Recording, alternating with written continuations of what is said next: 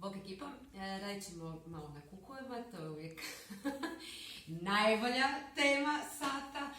Pokazat ću vam samo jednu kratku vježbu, sve ostale materijale možete počekirati na mojim videima, a i uskoro će biti nekakav komplet gdje će se baš zvati kukovi. Trebaju vam 2 rekice da zaštitite i čuvate svoja koljena, molim vas da budu dovoljno mekane. Znači ne one tanke, flis papir. Staćete sa koljenima i podkoljenicama na deke i raširit ćete noge koliko možete. Znači, nemojte pretjerivati, nego zbilja nek ide koliko može. E sad, podkoljenice se ne spajaju. Znači, nećete držati noge ovako,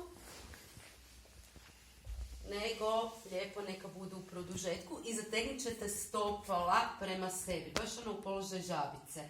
Oslonit ćete se na podlaktice, stražnica ide prema iza, kao da se želite sjesti. Kad dođete do svog nekakvog maksimuma, mislim ja ovdje već osjećam baš onako teče, boli, počet ćete polagano podizati podkoljenicu u zrak.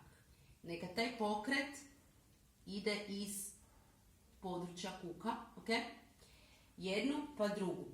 Naravno, odmah ćete se, to je instinktivno, krenuti prema naprijed sa zdjelicom. Nemojte to raditi, ponovo se vratite i onda opet malo podignite jednu pa drugu. Poanta je da ne smijete osjetiti nekako bol koja je razarajuća, tad to ne radite.